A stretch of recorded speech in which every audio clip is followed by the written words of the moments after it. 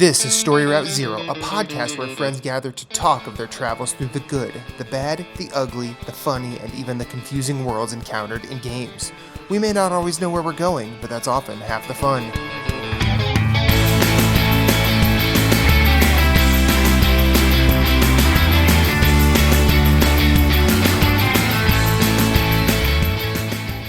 Do you have a question, comment, concern, or a story of your own? Hit us up on Twitter at storyroute_0.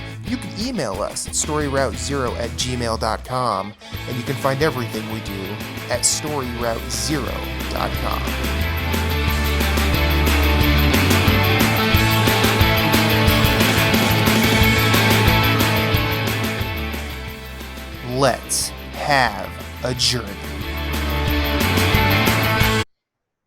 Crime is increasing. Trigger-happy policing. Panic is spreading. God knows where we're heading. Welcome to Story Route Zero. Episode I'm not going to count because it's a Game Club week. It's Game Club Volume 3. And we are looking at Return of the Obra Dinn. My name is Matthew Kiel, and I only have one of the road posse in tow, Jason. How are you, sir? I sailed in, not on the Obra Dinn.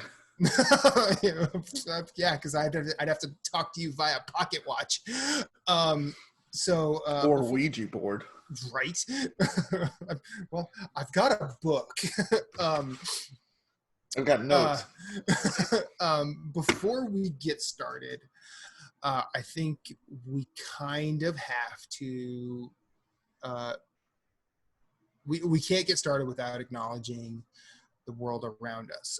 We are recording late this week because of everything that has kind of just impacted our schedule. I work in healthcare, and I am in a major metropolitan area that has been seriously affected by protests, and they've been escalated into riots. What I am going to say is, for me, and I stand in solidarity with the principles of Black Lives Matter. And I think that if we are to do better as people, we have to listen and grow together.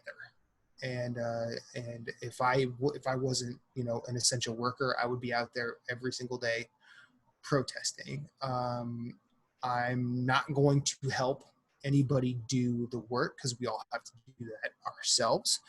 But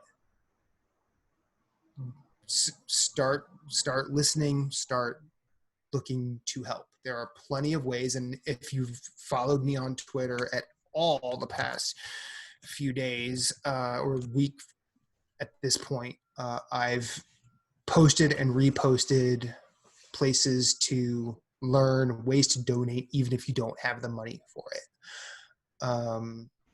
There are resources out there, and I'm infinite_rewind on Twitter, as it'll say at the end of the show. But if you want places to donate or resources, I will probably repost it before the week is out at this point. But yes, I stand in solidarity with the purposes of Black Lives Matter, and I think that the deaths at the hands of cops that have happened are tragic, and some changes need to happen. So I stand in solidarity with all of that. I'm not going to speak for you, Jason. Do you have anything to say? I mean, I'm pretty much with you. Okay. Not from an essential worker point of view, because I'm not. But I mean, Black Lives Matter. Yes. This is very important. I mean, it's tragic that what we're dealing with.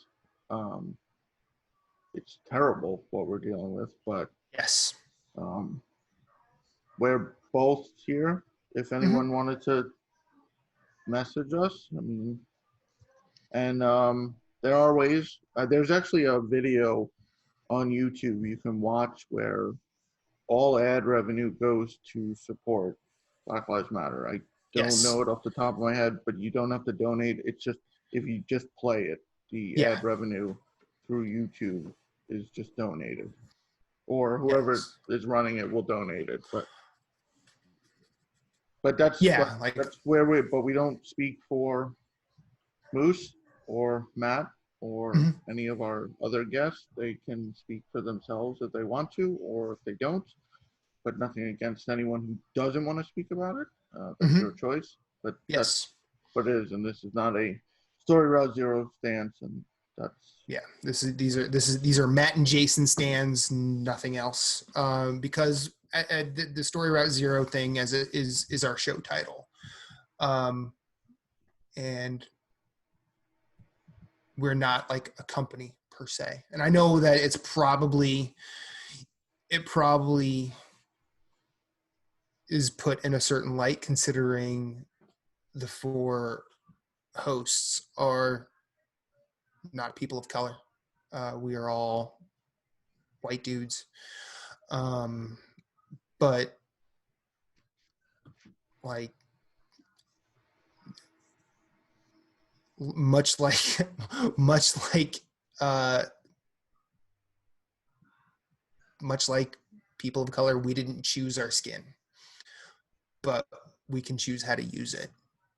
And I use to stand alongside them, and I'm basically. It seems like Jason agrees with me, so solidarity. Okay, so I'm not going to do the weekend thing that we normally do because, frankly, we'll be here too long, and I will have way too many angry stories to tell, as well as a couple of very, very enlightening and heartening ones. But that'll be for another day. I will say this: as I got home tonight from work, uh, a nice little incident happened between my wife and I, and she says that in her scientific opinion, my farts are the worst she's ever smelled. So I got that going for me. I had some pretty toxic ones according to both my oldest and my wife. So I'm with you on that one. Okay, so let's talk about let's talk about Return of the Obra Dinn, Jason. Story Route Zero Game Club. Spoiler warning. Hot takes. Bad takes. Much discussion. That's right, it's Game Club time here on Story Route Zero. We've played a game, we've beat a game. Now let's talk about it. Turn of the Obra Dinn. It's a. I mean, we always start with our overall opinion. Mm-hmm. What was your? Well, actually, did you finish the game? I did not finish the game. So as we've already inserted at this point, spoiler warnings. I got as far as the Kraken sighting, and before I go there, I should say Return of the Obra Dinn is developed by Lucas Pope, and 3909 LLC, as well as Warp Digital Entertainment, published by 3909 LLC, and released October 18th, 2018 for Mac and Microsoft Windows, October 18th, 2019 for Switch, PS4, and Xbox One. I got as far as the Kraken sighting, and this game has me fascinated. I didn't finish it because I have it on Switch, I have it on PS4, but due to the nature of the past week, video game time has been even less than what it normally is. How far did you get, Jason? I finished. You finished? Okay. So just for my own edification here, what is finishing Obra Dinn? All 60 fates? Yeah. Okay. And basically so to understand finishing, you are an insurance investigator, which, fun story, I was one right out of college. So this is the Jason Marshall simulator. I did workers' compensation. Well, I guess you consider this workers' compensation because there are some workers on this ship. But you know what? You're investigating what happened, and it's funny if you take too long. You hear like, okay, let's finish this up. We have to leave. Yeah. Like, it's funny. It's not like oh, you have 30 seconds. Like, it's just once you get through the chapters, you're told like, okay, if you don't like, it's only triggered if you don't solve enough of the fates. Fates. Fates, because crime's not really the word. Right. So I did finish, but well, I mean, there is some crime happening on this. Oh yeah. Where did you play? I know you bought it on. You have it on Tuesday. I have it on Switch and PS4. I play it on Switch. So is there touchscreen? Because I played on PC, and I have to say, the controls are a little. It might have been just because you move slower. I felt like there's a lot of. It's just clicking. It's a click. It's a point-to-click adventure essentially on PC. How does it on Switch? How does it? I feel stupid now because I actually didn't even try the touchscreen. But so you don't know if it is touchscreen? I don't know if it's because I don't know why, but I don't look at Switch and go touchscreen. I've been playing Darkest Dungeon a lot on Switch. I should probably see if that's touchscreen. But anyway, it is looking around, and then you use the left trigger, not the left shoulder button. Okay. The left trigger sort of zooms into what you're looking at and highlights it. So like that's how I found like the captain's face. Yeah, it's probably like 5 extra buttons on PC. Like tab does like one thing. Like it's simplified up probably on Switch. I mean, I don't know, like when you first get on the boat, does it automatically grab the ladder onto the boat on PC? Yeah, I had to turn towards it. So like if you turn towards it, but do you see the hand reach out like automatically? I think it did. Because on Switch it does.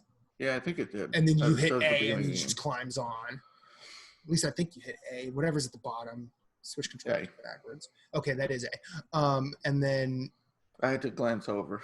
And then if you point, if you're pointed at a corpse, like the pocket watch comes out automatically. Okay, so if you're at the right corpse, because there's multiple corpses in certain scenes. So yeah, like I found that if you don't trigger the right one, you don't get the pocket watch. Oh, okay. Because it's more you have to. It's not like you can't get the right one, but like if you don't look at there's one that's supposed to be the focal point of that because that set off some type of chain event. Yeah, and that was one thing that I really found intriguing at the beginning, because you walk on the boat and you're just looking around, and then all of a sudden dead bodies. It seems to just appear out of nowhere because you haven't opened. I mean, at least for me, I hadn't opened the box yet. And I don't think you can until you've at least seen the dead body, because then you're the guy that's with you says, "This is too heavy. I'm not carrying it on board," or something like that. He's a dick. I mean, yeah. I don't even think he tried to lift it. No, I think he just said, "Yo, you're on this ghost ship. I don't want to be here. Take care of your own stuff." Which, if I were in his position, fair. Fair. I mean, it's 1807. Yeah. But So the first, like at the first body, you go back, you get the book and the pocket watch. One thing that I mean, I'm going to assume this happened for you is like it makes you flip through the entire book. Yeah, that was kind of annoying. It was annoying, but it was anxiety inducing because I'm like, this ain't giving me anything, guys. I don't know what am I blank pages, chapters, things are circled for I think they're locations, and I'm like, I don't know what to do with any of this. and then you go and you use the pocket watch on the corpse that appears, and then things start to fall in place, and then it starts at the end, and you're like, what about the rest of it? Yeah, and it starts at the end, but the end is the least eventful. When you finish the game, you realize the end is the least eventful of the chapters. Right. Because it gets weird. Like, not it. It goes where I didn't think it would go. Okay. So real quick, because I'll get to spoiler. We're obviously going to spoil something, but there's a Kraken, but it's a pirate ship. Like, I feel like that's just commonplace now. If there's any adventure on sea, like release the Kraken always comes to mind. So like, oh yeah, the fact that there is a Kraken is not like, oh, okay. If it's 19th century and before, you're expecting a sea monster. Let's just be But real. then there's other things. But so we last month was Thimbleweed Park, which I said I didn't like the type of game.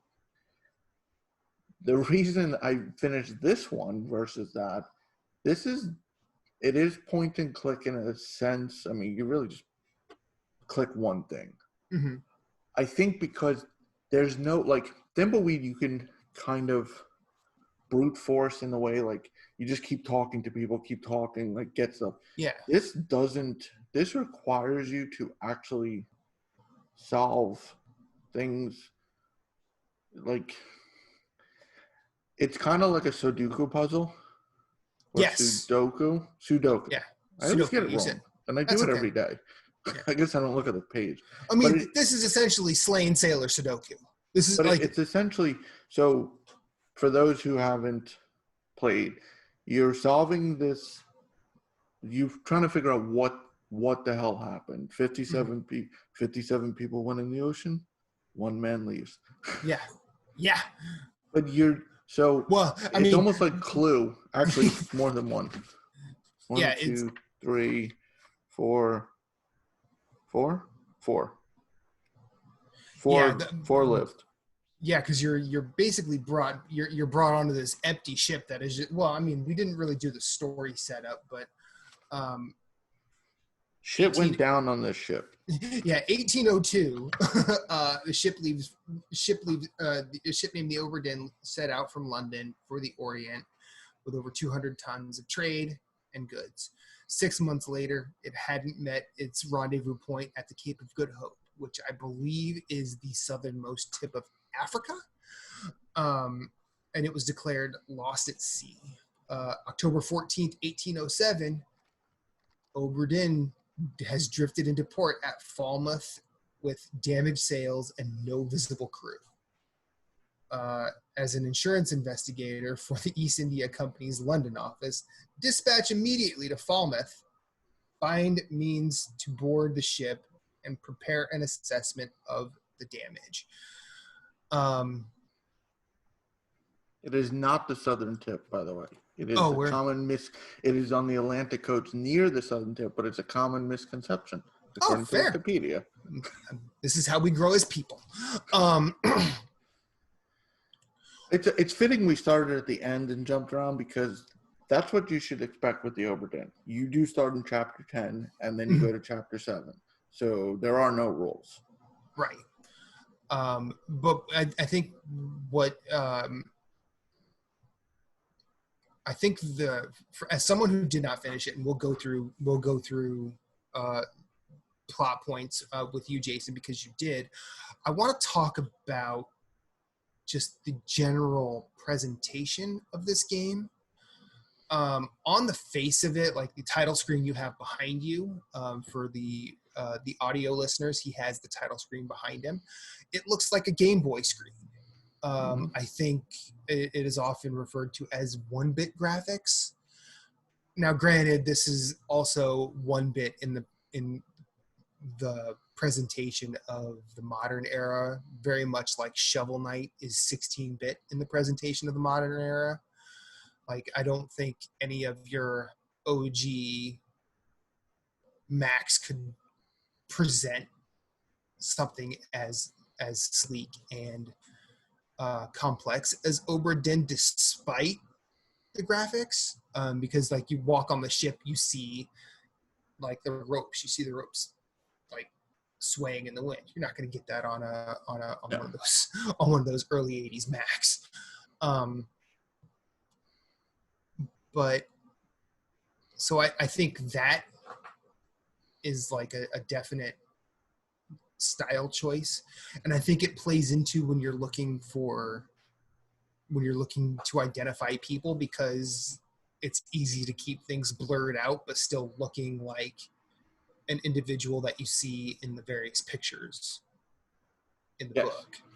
Yeah, so you see dead bodies in each chapter, but then you it's kind of like CSI. So each chapter you find the dead body, and then you kind of enter, I don't know if it's like you as a character envisioning each scene of the crime, but then you kind of see like they're actually 3D representation of the, like, so you'll see like a gunshot, and you can actually walk around each of the players. So you'll see like the shooter, and then you see the person that was shot and they're reeling backwards, and you can kind of look at all the angles of like, it's like reverse Minority Report. Yeah.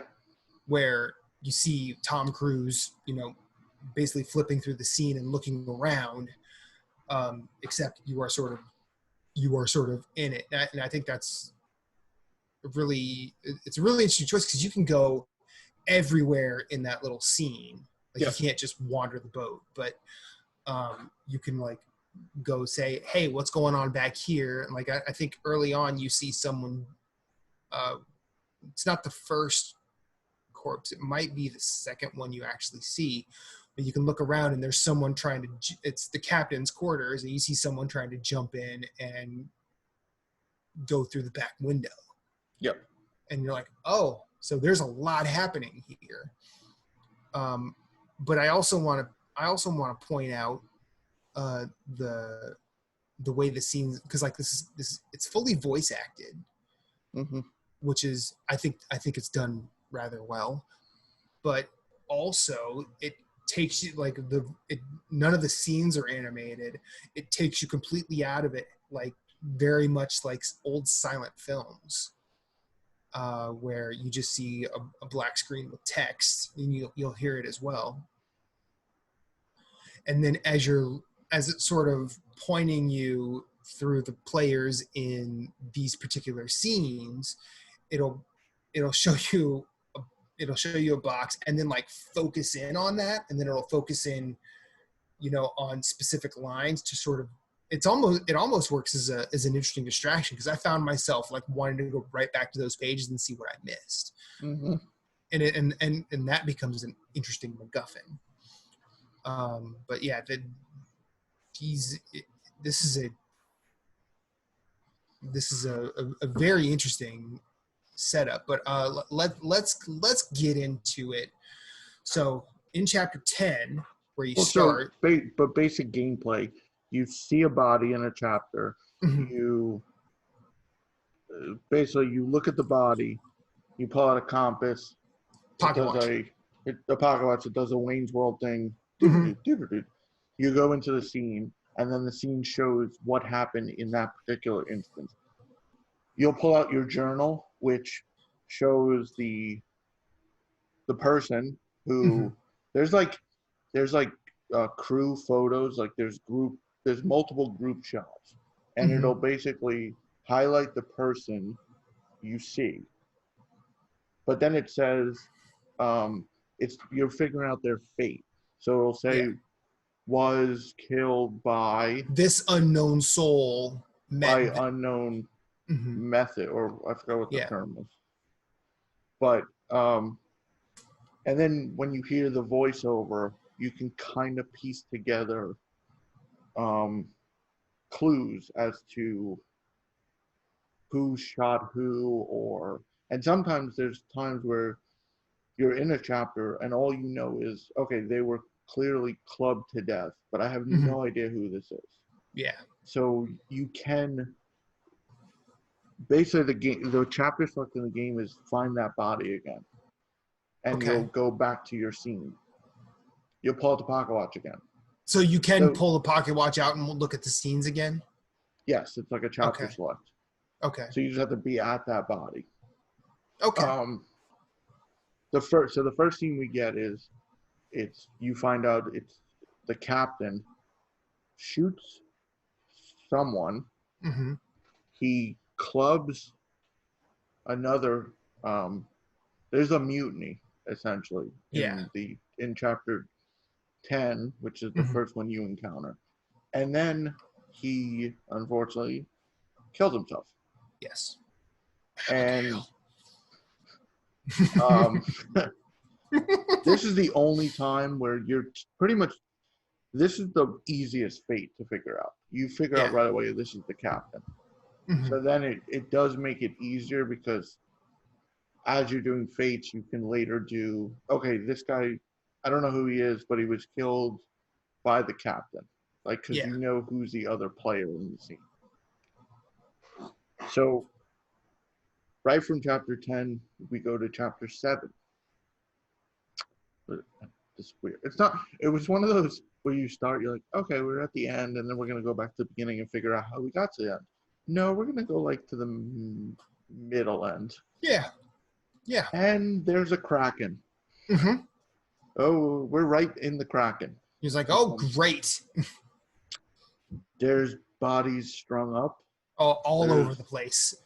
There's I'd like to give a shout out to Tim, or more rather Tim's leg, which is just hanging. Just hanging out, yeah. You find out later that's Tim.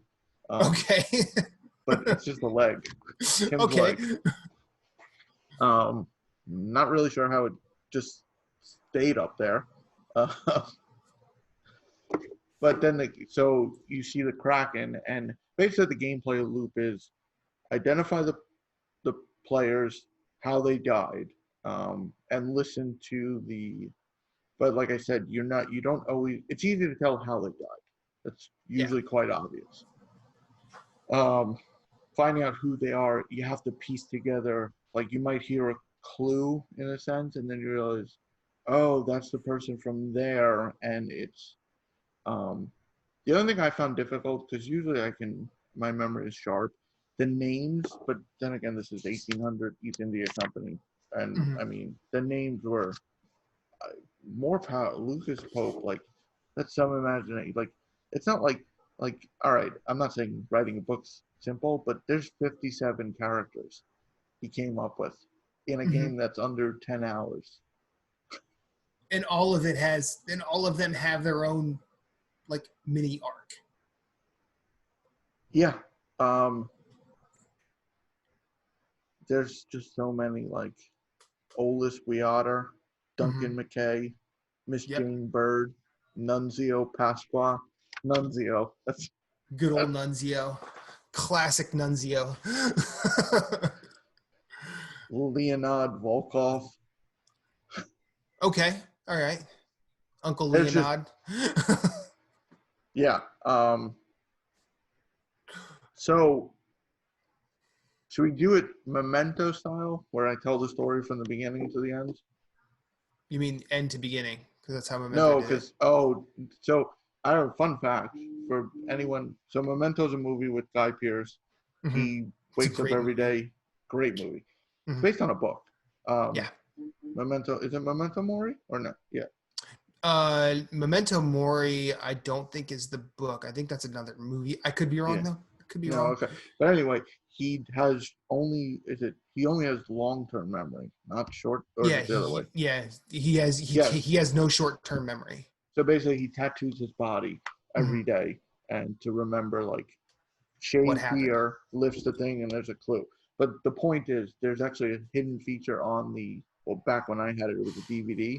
If you Mhm. solve the puzzle, you can watch the movie beginning to end. Yeah. You can actually watch the entire movie in chronological order, which is still weird after you watch it in the order of the movie set. Yeah, I watched it. I watched it front to back. I'm like, oddly enough, it works better backwards. Yeah. But anyway, the basic story is the ship, as you mentioned, you gave the background. There's a royal family, the Fosamons or Forsamons, Mhm. and they have a Raiders of the Lost Ark type chest with them that's Mhm. supposed to keep the monsters at bay. Obviously, there's a But crack, and so there's a bit of an issue. Mhm. Um, so right from the beginning, two people die on the docks. Cargo falls, whatnot. Like, obviously, this chest is cursed. There's Mhm. some shit's going down, and it's with this chest. Mhm. Um, 3 crew members mysteriously get sick, die of lung disease. Hmm. Like, they caught the lung disease and died in the course of this 6-month journey. Hmm. Yeah. Then there's a heist. They plan to Awesome. steal the chest. Cool. Now, criminals are dumb. That's kind of established. But you're going to steal this chest? Where are we going to go? Like, and it's not like just going to yank his wallet. Like, Yeah, when it's I not. say when I say Raiders of the Lost Ark chest, like, this is like a jeweled chest. I think it's pretty significant. Like, they're gonna notice it's gone. Yeah, I mean, full disclosure, I watched a couple of videos, not like playthrough videos, but like analysis videos on this. And I because as I sort of realized earlier this week that I wasn't going to finish the game in time, but I wanted to at least have something to bring. There was a YouTube video called History, or a YouTube channel called History Respawned, and they did a video on this, and the host, I don't remember his name, but he brought a woman who is a doctoral student that studies this section of history, I think specifically like the Royal Navy. Mm-hmm. And so essentially, like, she has a working knowledge of this time period and all of that. And one thing that struck me was, she said, like, she nerded out about how this ship looks. And she was like, yeah, there was this type of diversity in seafaring vessels at the time. And I think her one beef was that there weren't any Canadians, because I think she's in Alberta. But like, other than that, like, she wasn't like saying, oh, he fucked up here, but like, she's like, come on, give me a Canadian. I don't know. George Shirley sounds like a Canadian name. Yeah, but that's also very British too. Yeah, true. That's a British ass name. But and I'm kind of detracting from the Raiders of the Lost Ark thing. But she was like, the yeah, reason I call it. Do you want to know why I call it the Raiders of the Lost Ark chest? because So you know. I know that it starts melting faces. Essentially, someone reaches into it to get the content, and let's just say his arm doesn't come back with him. Sure. Yeah. It's melted. It's gone. I saw the scene where you just see the paranormal, like, beams coming out of it. Yeah. And then I think they talked about crab people, or people riding crabs. Yes, there's spider crabs. Yes, that's it. That is nightmare fuel. on spider crabs of the sea, no less. It's just like. So I'm a huge Stephen King fan, and The Dark Tower is one of my favorite book series of all time. I've read all 7 original. Then there was a book in between 4 and 5. There was a graphic novel. The first chapter of the first book, there are these monster crabs that like sing this not sing this, they chant this thing. That was nightmare fuel. Now they're spider crabs. No, I'm done. Nah. Yeah. Yeah. No Nah, more. Mm-mm. I'm out. Yeah. Forget Spider Hunt crabs. Showdown. Forget Obra Dinn. I'm leaving. So yeah, well, first we have The Calling, which if you're familiar with like Pirates of the Caribbean or any like seafaring sci-fi, The Calling is usually like a mermaid's call. Or Siren's Call. These aren't your friendly, like, this isn't Ariel and the Little Mermaid. This is actually more like Pirates of the Caribbean, where all of a sudden they're killer women. Mm-hmm. Yeah, they like, so I'll just go through my journal. Go right ahead. Spiked. Someone died by spiking because a mermaid stabbed him. That was Chow Tan, Okay. who also killed Edward Nichols. It was like a giant game of Clue, except that everything was on the boat. Everything was on the. Yeah, I think one thing I noticed, like, getting back to the Sudoku part, like early on, it's very much like a Sudoku puzzle where they give you, like, in each box they'll give you like 1 or 2 numbers, like, and they just and except this game gives you the captain. Yeah, and the reason I use that analogy, because once you get towards, you go through spurts where all of a sudden you start getting like who the person is, how they died, who killed them. You get the next person who died, how they get, like, and then all of a sudden you hit that wall again, and you have to wait. And it's like if you've done like a harder Sudoku puzzle, it starts falling into, and all of a sudden you start getting them like nonstop. Like, I got this, which is interesting because if you play through the game and don't solve who the people are, you don't have to. Like, it's, you pull your journal out, so you click who it is, and there's a drop down. Mm-hmm. You pick how they died, there's a drop down, and who killed them, there's a drop down. You can actually not fill in who killed who, and towards the end, the boatman kind of tells you to hurry the hell up. Right. Because he wants to get the hell out of Dodge, because it's clearly cursed on this boat. Yeah. After the calling, that's when we do get the spider crabs. Great. That just start boarding the ship, which is scary. I played most. After that happened, I have to admit, I played most of this game during the daytime hours. I mean, I'm not really near water. Like, I'm not landlocked, but I'd have to drive a good amount. I mean, to the Jersey Shore. I mean, at least 45 minutes. Yeah. Still. Yeah, those spider crabs are coming for you. They have to camp somewhere first. I'm not generally a fan of spiders in general. Right. So, crabs I'm fine with, but crabs and spiders together? Yeah, no, I'm good. After the spider crabs, then we obviously have they try to reach into the chest, maybe thinking the chest will help them. Right. And that's when you get back to then after all that shit goes down, the Kraken comes. Like, we already know about the Kraken, but the Kraken actually happens after the spider crabs and the killer mermaids, the heist attempt. Yeah, the 30 murders. minutes in, you're just given the carnage scene, if I remember correctly, where it's... Yeah, because some of these people are... You see everybody just dying from Kraken. Death, torn apart. Yeah. Crushed by a beast, drowned by a beast, spiked, clawed to death. Mm-hmm. Someone was burned. There was an electrocution. Yep. Let's see. And getting back to that history respawn video I watched.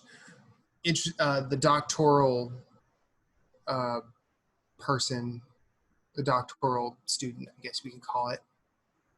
I don't know. That's a pretty high level education, so pardon me if I'm stupid. The doctoral candidate. That's it. There we go. Thank you. She pointed out that there's actually a book that was written, I think, in the mid 20th century. Like, not necessarily like debunking a lot of like the Kraken style sea serpents and whatnot, but like sort of going at distance to maybe interpret what people were saying, what people were seeing, and trying to create like real world analogs to that. It's like it almost like the way she described it, it almost sounded like the Ancient Aliens guy without being as batshit. I mean, and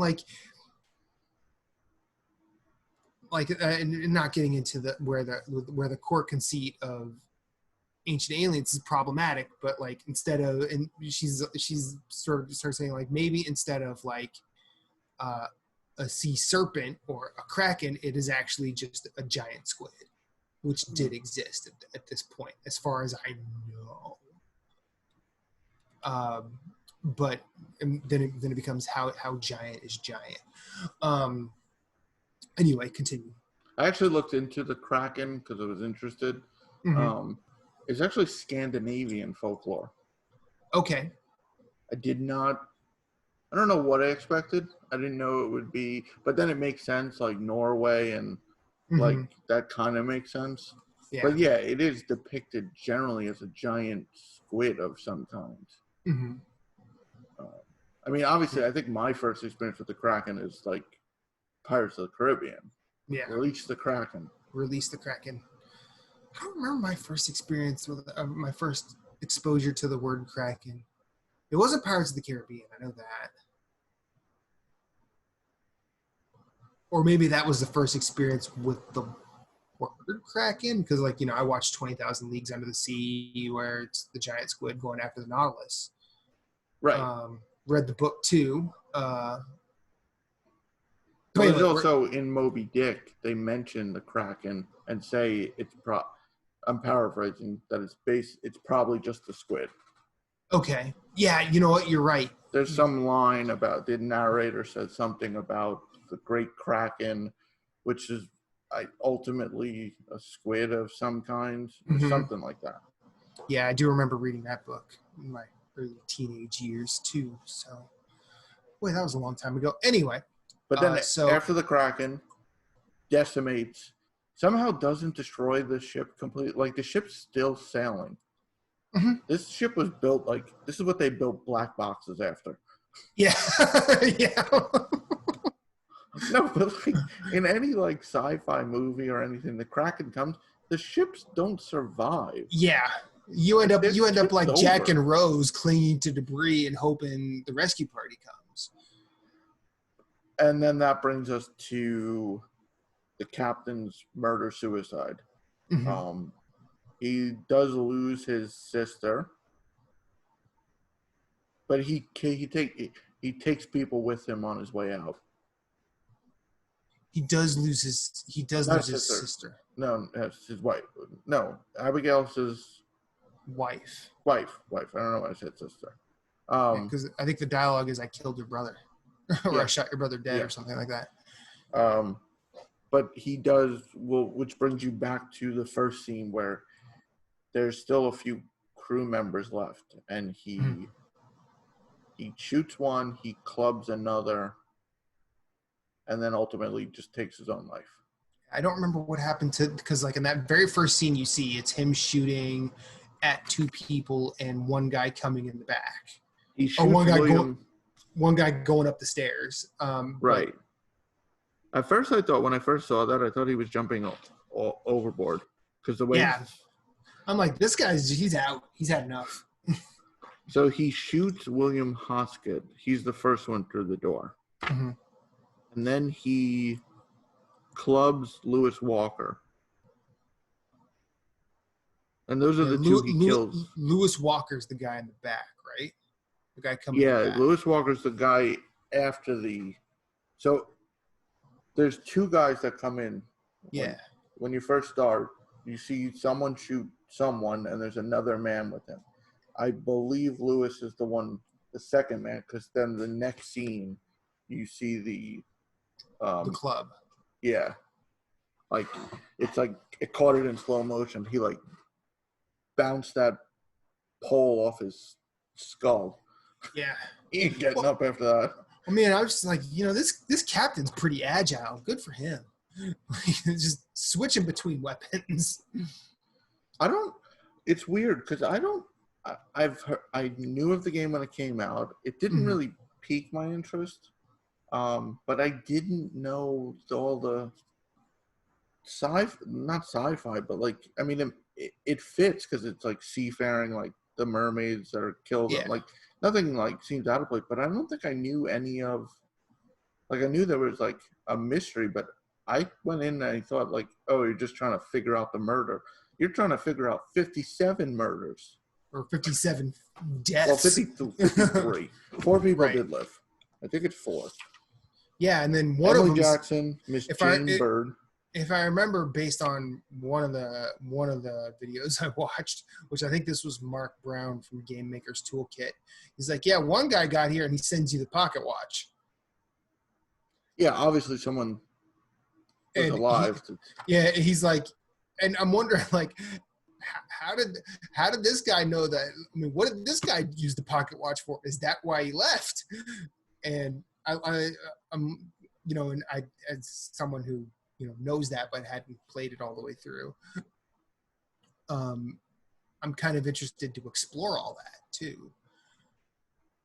So the ship does sink, though. By the way, it does. After you get off the ship. Oh, okay. At the very end. Yeah, a storm took it down. Sweet. Spider crabs, mermaids, kraken, nah. Storm, yep. Raiders of the Lost Ark chest, nah. I think it was just waiting. It was just waiting till he solved all the fates. Yeah. Just like, okay, now I can go. But overall, I enjoyed it because I think it was a puzzle, but that required you to pretty much figure out everything on your own. Mm-hmm. Like, there was no, like I said, you couldn't brute force it really. You did have to like look around. It's annoying because it still puts me on the fence for this type of game. Mm-hmm. I don't think I would gravitate towards it normally. Like, if we didn't do book club, right, or game club, I don't think I necessarily would have put this on my I have to play this. Mm-hmm. I definitely enjoyed it, unlike Thimbleweed, but it's still, I think it's ultimately still too slow for me, for my style. Like, when I play a game, I want it to be a little more fast-paced. I mean, this is like super slow. But I think the puzzle, because it was going at your own pace then, even though it was slow, I still had to figure it out on my own. That, I think, was the saving grace. But not in a bad way. Like, I'm not saying it's a bad game, but for me, then I could still go at my own pace. That kind of helped. Yeah. I mean, like, I'm definitely going to finish this game on Switch, and I'm definitely going to platinum it on PS4. It's probably an easy platinum. Yeah, I've heard. I mean, I looked at the trophy guide. It says 1 to 5 hours, but I'm guessing that's like if you just follow the guide. And just fill in. It's probably just go each chapter. Here's who everybody is. Just fill it in as you go. Well, it's probably if you play it on Switch and then go to PS4, you'll already know per chapter. Yeah, I'll be able to just. But what I like about this, and I like that you're basically given one identity up front, and then from that identity, from dialogue, things sort of stem, and then it does become that it does become that Sudoku thing we've alluded to a couple of times. But there's a movie that it's called Z. It's by Costa. It's either Gravis or Gavras, I forget. But it's from the 60s, and it has an interesting chase, but the chase isn't like running or a car chase. It is a chase through information. Mm-hmm. And despite not having any kinetic action on screen, there's something still very fast paced. I mean, I think All of the President's Men from the mid 70s has this as well with Dustin Hoffman and Robert Redford. And I found myself at the very beginning of that with this. And I think that's, sure, it is not Call of Duty or Titanfall 2, but I think that if you're open to the different perception speed, it would be, something to look at. Because I found myself thinking of the Outer Wilds at the beginning too. While Outer Wilds is very much not the Sudoku puzzle, it is a fractured narrative that is basically like, it's a universe of puzzle pieces, and no matter which order you go through, you'll put the puzzle together. And the astonishing part of it is like, no matter which way you go, it all fits together very logically, and it is easy to connect the lines. And I think that with the little I've played, there's an engagement with puzzle solving and narrative that I've not quite seen in a game before. Yeah, and it's interesting that you don't have to, they don't back you into a corner where you have to solve this fate to move on. You can move ahead. Like the only mechanic in game is you just have to view what happened, and then it basically lets you move on to you can leave the, I don't know, the fate dream, whatever. Like, I don't know what you want to call it. Yeah, you basically turn around and you walk through the door, and you can move to the next, like move on and then go back later. Like, and it's intended that way in a sense, like, because you only know one piece and then you figure something out. Oh, okay, that makes sense. But like, you could be stuck on like multiple and it doesn't prevent you, and then you can keep going and they're like, oh, I got this now, maybe I can figure this out. Like, it's nice that there's no, like, it's kind of all open. Yeah. And I mean, from, you'll know this better than I would, but like, it's all open, but it all closes too, which is, I think that's interesting. And I think we're probably legally obligated to mention that Lucas Pope did Papers, Please, 7 years ago now? And I think you can play that on PC and Vita, and Papers, Please is very good. If you've not played it, you should. It's another game that's kind of interesting within the context of these times we in. So I know, anything else to add here, Jason? I know that you have, like, you're the one with most information, and I've kind of just inserted where I could, if not completely derailed here. No, I think we covered,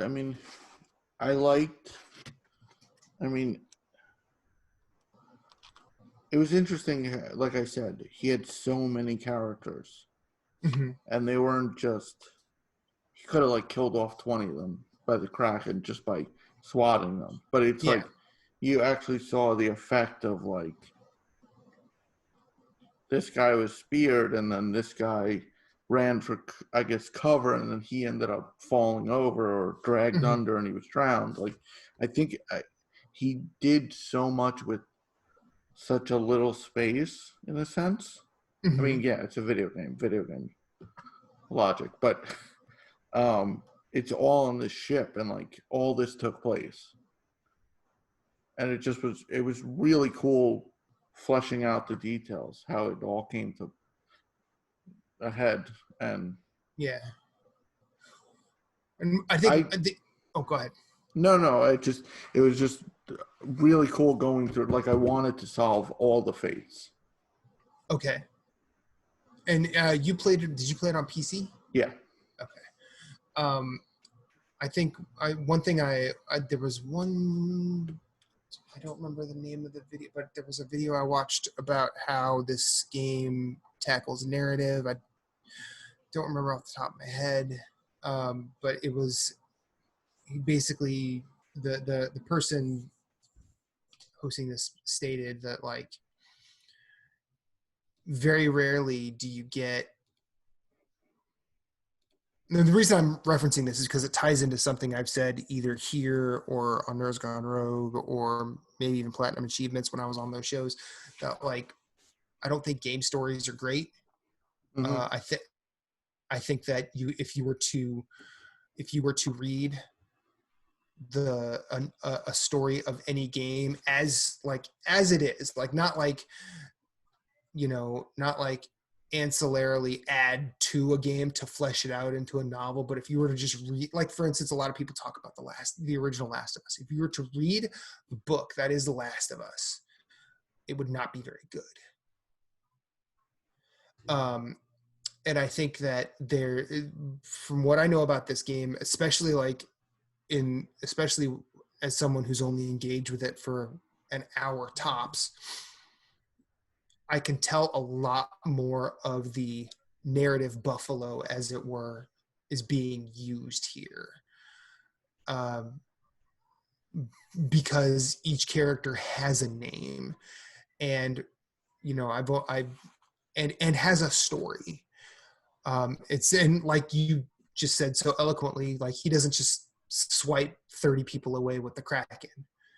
Now, I'm hypothesizing and shooting in the dark here by saying that, like, I'll bet you in the early scenes that I've seen, those characters come back, reveal who they are through whatever means, and everything, branches naturally. And it leads me to believe that, like, I'll bet you Lucas Pope probably wrote a short story.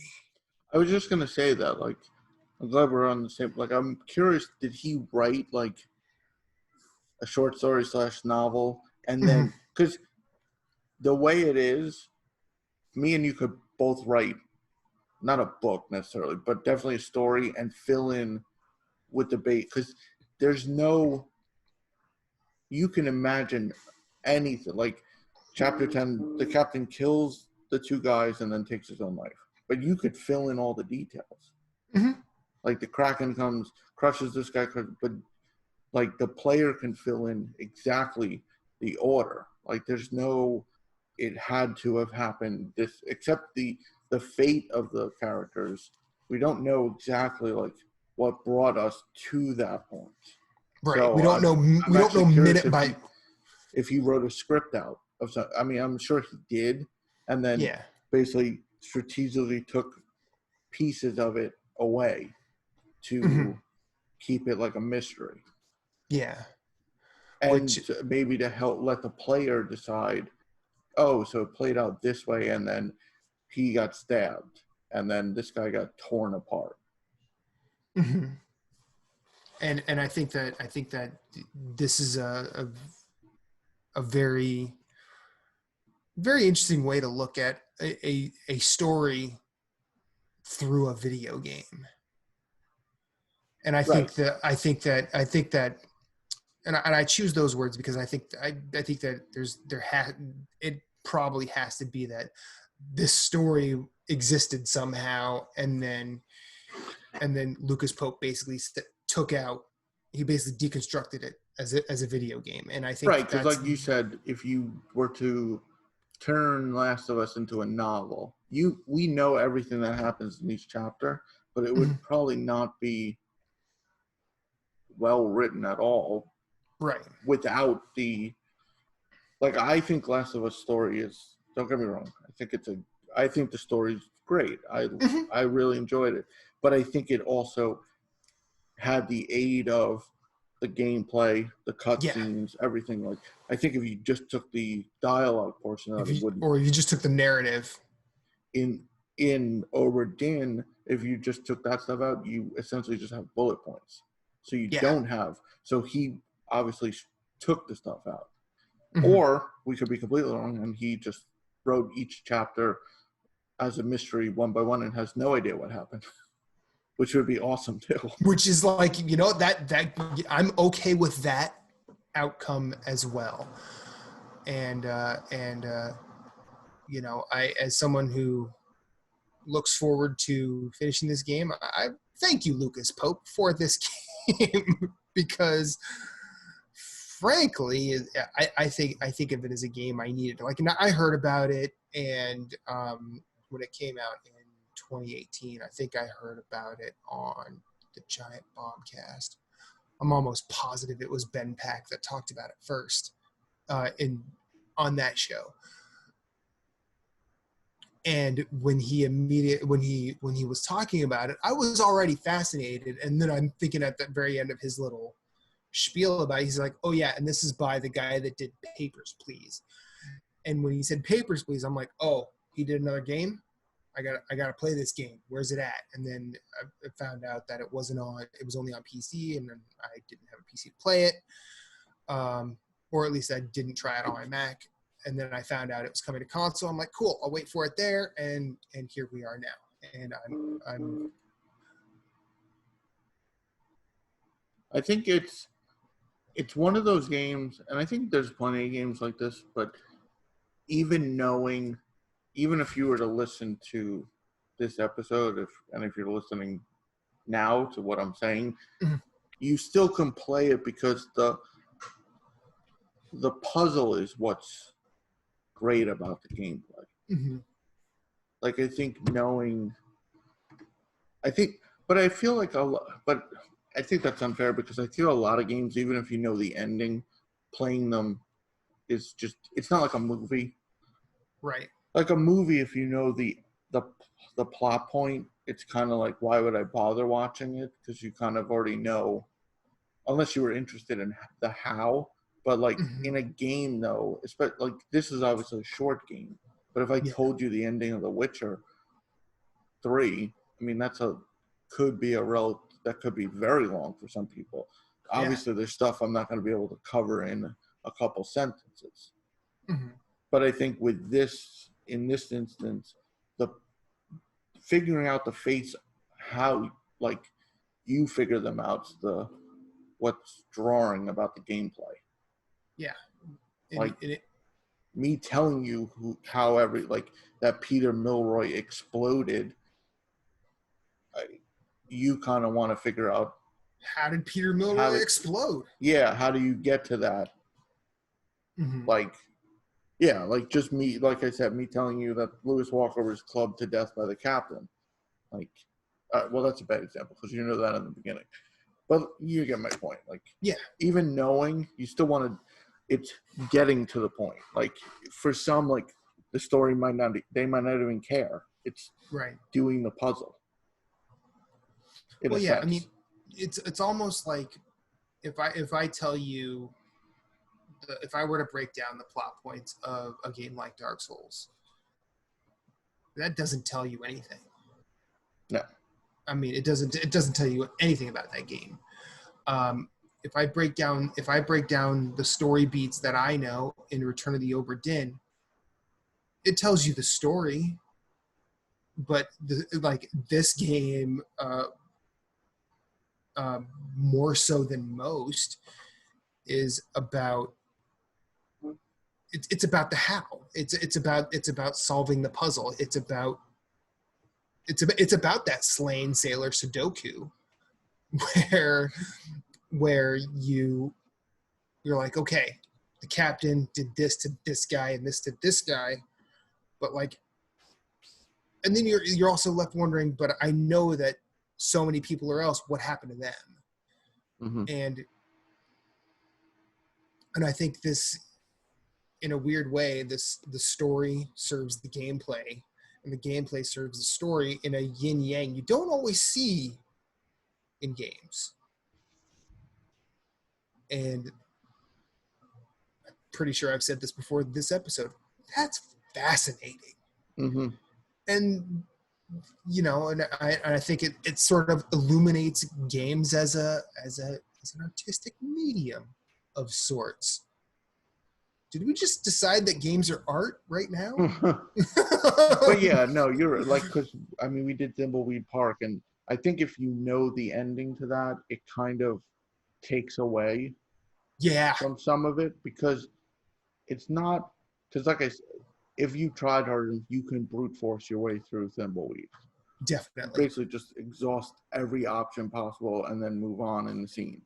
This you can't, and it's more about, like, I don't want to sound like I'm diminishing the story, but I feel they're almost independent too, because the gameplay is so good in the puzzle solving, and then you throw in a good story that makes the player think of their own story in a sense. Yeah, that's like Lucas Pope he put out the setting and gave us some of the info, and kind of you get to fill in the blanks on your own. Yeah. Listening to you talk, it actually brought to mind the game that is very far away from this, but it brought to mind the game Limbo. Okay. Not necessarily. I can't really. I don't want to say apropos of nothing, but like, it's definitely a similar thing where one could say there is no real story in Limbo, but one could also interpret the fuck out of Limbo. And I've seen both things. I've seen both extremes of that in various fan theories on the internet that are sincerely fun to read. And most of it, like with Limbo, and this is a game that's 12 years old at this point. I don't remember when is Limbo 2010? Could be. I don't remember. But anyway, Limbo, there's like two real things that happen in the game, and one you're sort of 10. Okay, shit. So one you're sort of hoodwinked out of, and then the other one is basically stopped as it happens.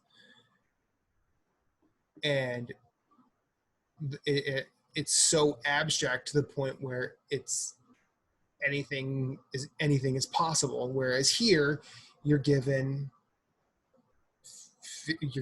what is it 60? Is it there's 60 characters or is it 57? 57. So there's 57 strands that hang together. Actually, you know what? Okay, here's my analogy. You're given 57 noodles for chicken noodle soup, and it just hangs together in the broth, but you can eat them in whatever order you want. Okay. I hope that plays. I hope that plays. But that is games are cool, man. Mm-hmm. And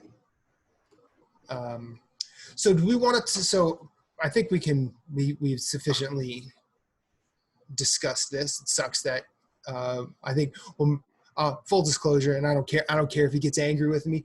Moose opted out of this one.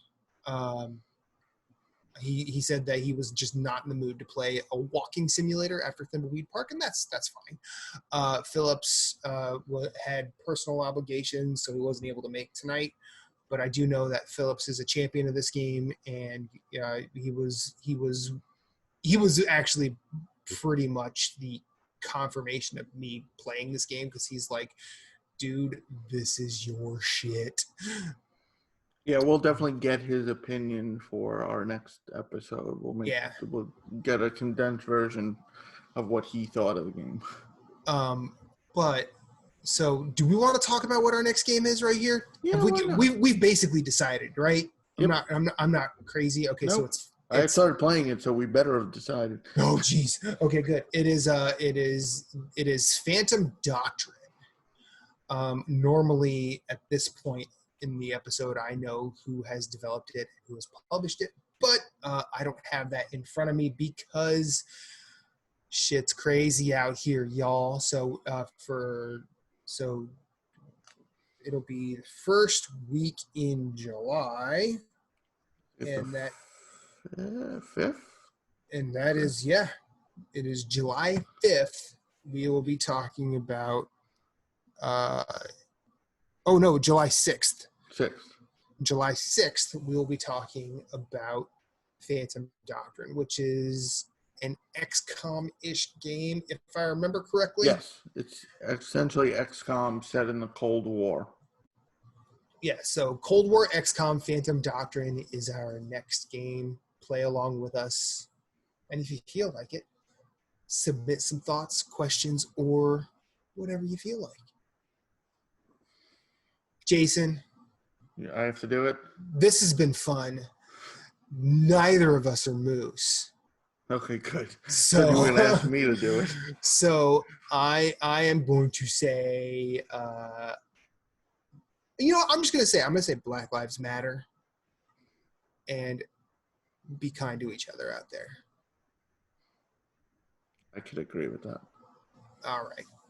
Bye. At Story Route Zero, we have some cool friends who do some cool things, and I'd like to tell you about them. Phoenix Overdrive uses the power of games and gamers to help heal sick kids through the charity Extra Life. Phoenix Overdrive fundraises for Children's Miracle Network hospitals all year, every year, and the fun culminates in a 24-hour gaming marathon. Find out more about their events and projects online via Facebook at facebook.com/Phoenix Overdrive or on Twitter and Instagram at PHX_Overdrive. You can also join the Facebook group of Pawn Stars at facebook.com/groups/PO Nation in order to share and discuss all the latest in nerd culture. They've also got a podcast, Nerd Overdrive, which you can see weekly at youtube.com/Phoenix Overdrive. You can also catch it on Facebook Live or twitch.tv/PHX_Overdrive. That podcast is also published on Apple Podcasts, Google Play, and Stitcher. You want merch? They got merch. Merch can be ordered from tinyurl.com/PHXODmerch, a portion of which goes to their fundraising efforts. Join the nation and be a hero to sick kids, as El Capitan Rey Osorio, Lee the Maestro, and Becky, the lovely queen of the guild, always say, #Rise Above.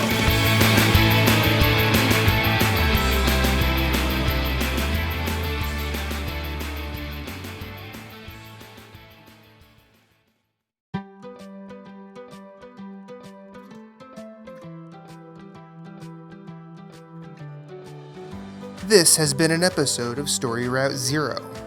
Thank you for coming along on this journey. We sincerely hope you enjoyed yourself as much as we enjoyed having you. Once again, you can find everything we do at StoryRoute0.com. Hit us up on Twitter at StoryRoute_0, or you can email us at StoryRoute0@gmail.com. If you'd like to hit us up individually anywhere, you can find Moose at Sven, that's SVHENN, everywhere on social media. That's PSN, that's Twitter, that's Instagram. You can also find him on Twitch, streaming games. You can find Jason Marshall at GimpyJ, with 2 Y's at the end. That's Twitter, that's Instagram, that's Twitch, and he also has a website called whereisthepausebutton.com. Captain Canada is the only Story Route Zero exclusive. He's the only one you can only find right here on the show. As for me, I'm Infinite_Rewind everywhere I'd like to be. That's Twitter, that's Instagram, that's PSN, and Twitch. I also have my own website, infiniterewind.com, where I do all sorts of weird writing and rambling. Check us out at all the places. And remember, you are always welcome, and you will always have a seat waiting for you on this ride. But for now, it's back to the real world for us. We will see you on the next one.